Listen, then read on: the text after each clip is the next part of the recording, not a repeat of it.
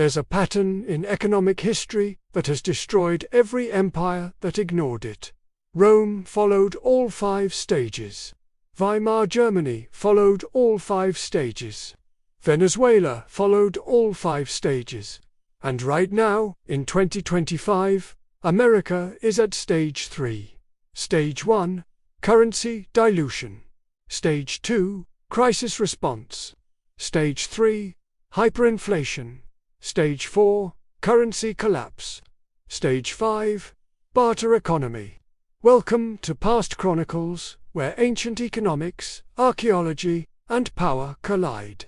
And nothing is ever as simple as it looks. The pattern took Rome 300 years. How long will it take America? This isn't conspiracy.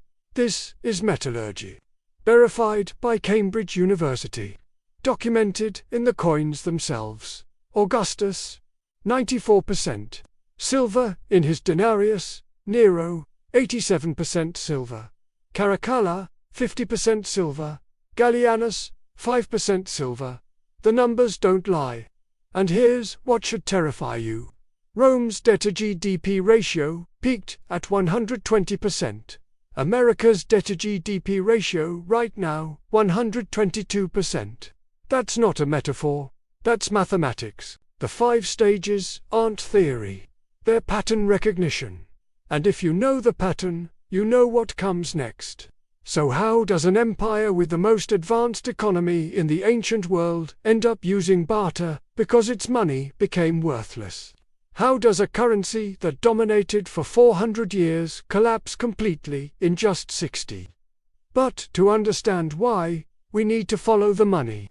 Starting with a decision made in 23 BCE that seemed harmless at the time, let me show you exactly how the pattern works. Stage by stage, decision by decision, until there's nothing left. Stage 1, early debasement. This is where it always begins. The year is 23 BCE, Augustus controls Rome. The Pax Romana is starting, and the treasury needs more coins to pay legions, build roads, fund expansion. The solution: reduce the silver content, just slightly. From 98% to 94%, 4%, nobody notices. The coins look the same, they feel the same. And the government can mint more of them. This is the first stage. Small adjustments for what seem like good reasons. Cambridge University analyzed 4,000 Roman coins. The metallurgy data is unambiguous. I've linked the full study in the description. Check for 90 years. The debasement stays minor. Tiberius, Caligula, Claudius all keep the denarius above 90% silver. The currency remains stable. Trade flourishes. The system works. But here's the thing about stage 1. It establishes the precedent. Once you cross the line from pure currency to managed currency, there's no going back. Because the next time there's a crisis, the solution is obvious. Just reduce the silver a bit more. And in 64 CE, that crisis arrives. Stage 2, crisis response. This is where debasement becomes policy. Nero faces a problem. The Great Fire of Rome destroyed 70% of the city. Rebuilding costs are massive. Military expenses in Britain and Parthia are draining the treasury. And the Roman people expect him to rebuild the city better than before. The treasury doesn't have enough silver, so Nero makes a decision that will echo for 200 years. He reduces the denarius from 94% silver to 87% silver. 7%, still not dramatic. But combined with a weight reduction, the silver content per coin drops nearly 12%. The people notice this time. They can see the difference. They can feel the difference. But what can they do? The government controls the mints. The government sets the value. And the government says the coin is still worth 1 denarius. And now the pattern accelerates. Every emperor who follows Nero faces the same choice: raise taxes and risk rebellion, or reduce the silver and mint more coins. One is politically dangerous. The other seems painless. Trajan, 89% silver. Hadrian, 87% silver. Marcus Aurelius, 79% silver. Commodus, 73% silver. Each reduction seems minor. Each emperor justifies it as temporary. A response to crisis, a necessary adjustment. But the trajectory is clear, and by 193 CE, when Septimius Severus takes power, the denarius contains only 50% silver. Stage 2 complete. Check. Stage 3. Hyperinflation. This is where the mechanism breaks. The year is 211 CE. Caracalla needs money for military campaigns. He needs money for massive public works. He needs money to increase soldier pay by 50%. The denarius at 50% silver can't fund it all, so he creates a new coin, the Antonianians, officially worth 2 denarii, but it only contains 1.5 denarii worth of silver. That's a 25% debasement, hidden in a new coin format. And here's where Stage 3 differs from Stage 2.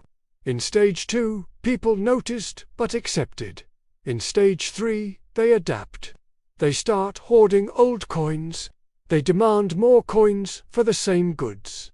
They lose faith in the currency itself. Wealthy Romans protected themselves by converting to gold and land.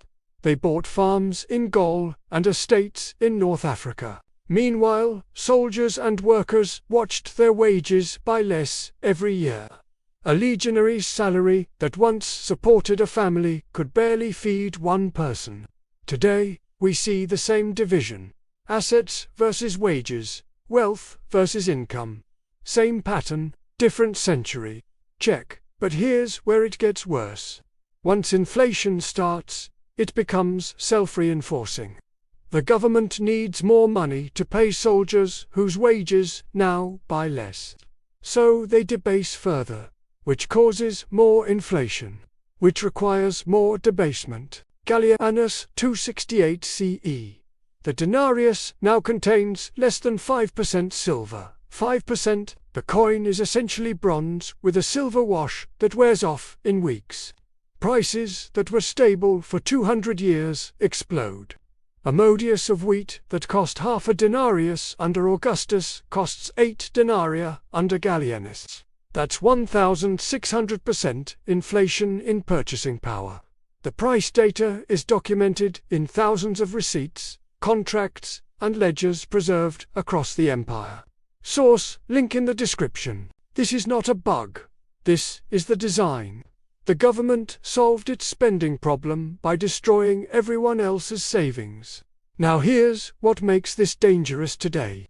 The United States is at Stage 3 right now. Not Stage 1's small adjustments. Not Stage 2's temporary crisis measures. Stage 3, where the mechanism becomes self-reinforcing. U.S. national debt. $38.15 trillion. Debt to GDP ratio, 122%. Rome peaked at 120% before Stage 3 began. The Federal Reserve's balance sheet expanded from $800 billion in 2007 to over $8 trillion by 2022. That's a 1,000% increase in money supply in 15 years. And just like Rome, the response to each crisis is the same. Print more money, inflate the debt away, keep the system running one more year. Here's what Stage 3 means for you. Your savings lose purchasing power faster than interest can compensate. $1 that bought a coffee in 2000 needs $3 to buy the same coffee in 2025. Real estate prices, stock prices, asset prices in general, they're not going up because they're more valuable. They're going up because the currency is worth less. The wealthy understand this. They convert to assets. They buy real estate. They invest in businesses. They hold gold. But if you're living paycheck to paycheck, if your wealth is in cash or bonds, you're stuck holding the devaluing currency. Same pattern Rome's workers faced 1,800 years ago. Stage 3 complete. And we're living through it right now. Stage 4. Currency collapse. This is where trust dies. The year is 274 CE. Aurelian becomes emperor. He attempts reform. He issues new coins with higher silver content. He tries to stabilize the currency, but here's the problem. Nobody believes him. The Argentari, Roman bankers, they refuse to accept government coins at face value. They weigh them, they test them, they discount them based on actual metal content. The credit market breaks down completely. Why? Because once trust is lost, it cannot be restored by decree. Stage 4 isn't about the coins anymore. It's about confidence. And confidence, once broken, stays broken. Wealthy creditors protected themselves by demanding payment in goods, land, or gold. They stopped lending in denarii entirely. Meanwhile, ordinary Romans were trapped in a currency nobody would accept. Their wages, their savings, denominated in worthless metal. Modern banks are already preparing the same strategy. When fiat currencies fail, credit will flow to those with hard assets, not to those paid in depreciating dollars. Check. Here's how Stage 4 destroys an economy. First, trade breaks down. Merchants refuse payment in official currency. They demand barter, goods for goods. Second, contracts fail. Debt denominated in denarii becomes unenforceable because the denarius means nothing. Loans, mortgages, pensions all become worthless. Third, armies dissolve. Soldiers refuse to fight for wages that buy nothing. Legions abandon their posts. Borders collapse.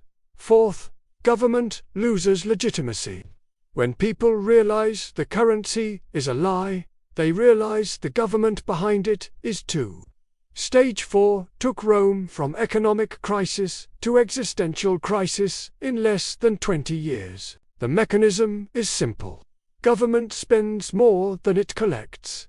It bridges the gap by creating currency. The currency loses value. People lose trust. The system collapses. This is not a bug. This is the design. The government solved its spending problem by destroying everyone else's wealth. And when the wealth was gone, the government fell with it. J.P. Morgan said it explicitly in November 2025. Quote, policymakers could inflate debt away by eroding Fed independence. End quote. That's Stage 3 language. Preparing for Stage 4 outcomes. The trick is the same. The timeline is different. But the pattern never changes. Stage 5. Barter economy. This is where money dies completely. Diocletian 284 CE, he inherits the wreckage. The denarius is worthless. Nobody uses coins anymore. The economy runs on barter. Wheat for wine, labor for food, services for shelter. Diocletian tries one last solution. He issues the price edict of 301 CE. He caps prices on over 1,200 goods and services. Death penalty for violations. But price controls don't work when the underlying currency is worthless. The black market explodes. Goods disappear. Scarcity becomes worse. By 310 CE, the Roman government stops collecting taxes in currency entirely. They demand payment in grain, in labor, in goods. The monetary economy is dead. What makes this dangerous today is that Stage 5 isn't some distant nightmare. It's the logical endpoint of Stages 1 through 4. And right now, we're at Stage 3. Here's the terrifying part. Rome's pattern took 300 years. Augustus to Diocletian, 23 BCE to 284 CE. But modern monetary systems move faster. Everything accelerates. Weimar Germany went from Stage 1 to Stage 5 in 4 years, 1919 to 1923. Zimbabwe, 5 years. Venezuela, 7 years. Why? Because modern currency isn't metal, it's digits. The Federal Reserve can create $1 trillion with a keystroke. Rome had to mine silver. We just update a database. Right now, the US is at stage 3. How long until stage 4? How long until the dollar loses global confidence? Maybe 10 years, maybe 5, maybe 18 months. But the direction is clear. The wealthy are already hedging. They're buying Bitcoin, gold, real estate in Dubai, citizenship in Portugal.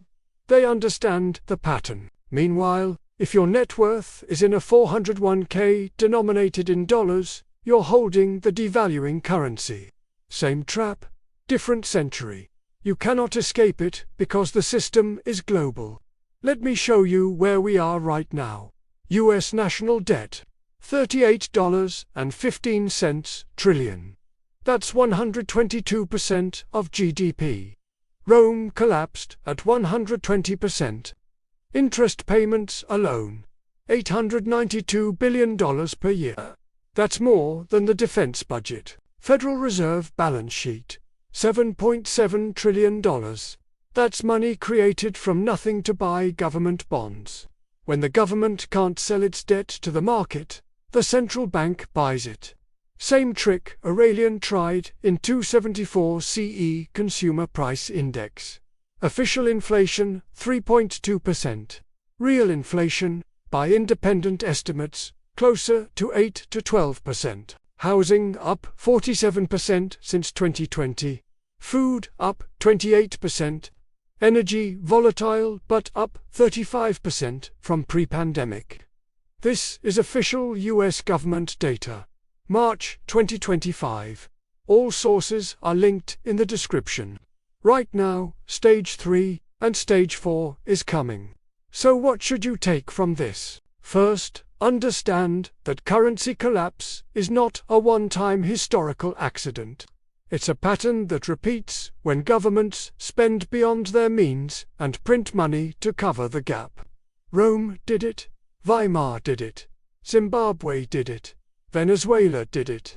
The mechanism is always the same. Second, recognize that inflation is not a natural phenomenon. It's policy. It's a choice governments make to inflate debt away rather than default explicitly. Your savings are the target. Your purchasing power is the sacrifice. That's not conspiracy. That's mathematics. Third, assets survive currency collapse better than cash. Land, businesses, commodities, gold, these held value in Rome after the denarius died. They held value in Weimar after the papier-mark died. They'll hold value when the next fiat currency fails.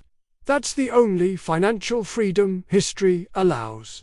Financial freedom doesn't come from trusting the system.